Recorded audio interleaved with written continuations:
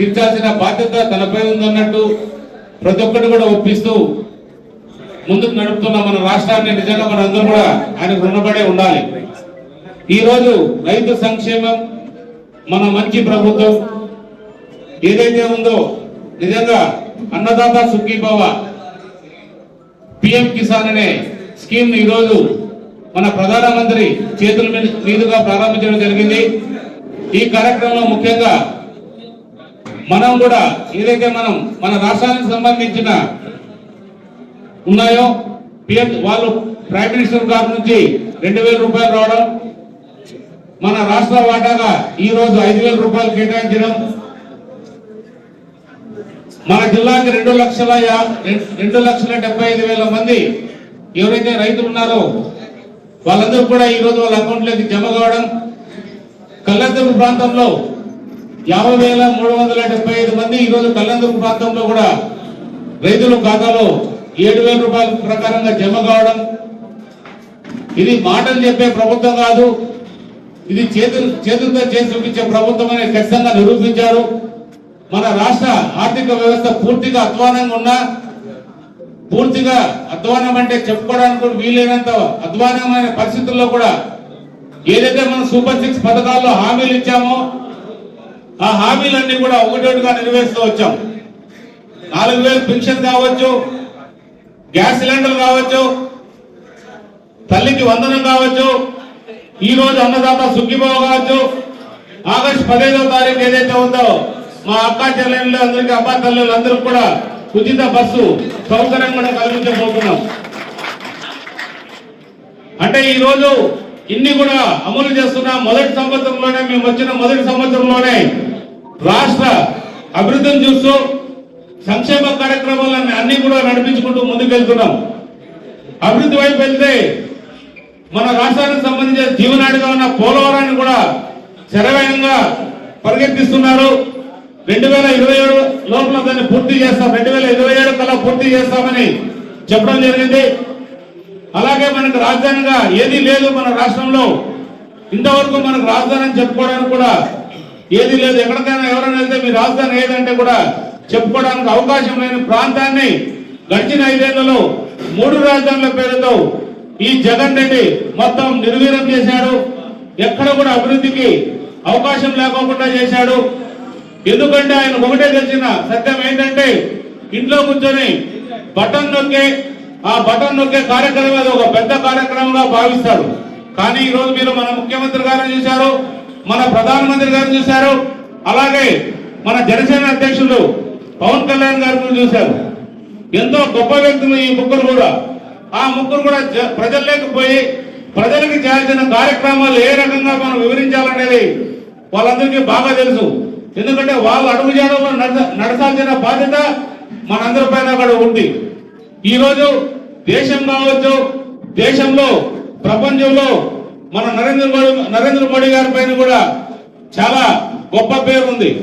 ఆయనకి ప్రపంచం అగ్రదేశమైన ఈ రోజు మన దేశానికి కూడా 25% సుంకాలు విధిస్తే కూడా ఎంతో నిపుణతతో ఎంతో ఓపికగా కాన్లే చూద్దాం. అంటే మన ప్రజలు ఆయనకు అండతో మనం అందరం కూడా మన భారతదేశాన్ని రక్షించుకోవాలంటే కూడా మనందరం కూడా నరేంద్ర మోడీ గారికి అలాగే ఇక్కడున్న కూటమి ప్రభుత్వానికి మనం సపోర్ట్ చేయాల్సిన బాధ్యత మనందరి పైన ఉందనేది తెలుసుకోవాల్సిన అవసరం ఎంతైనా ఉంది.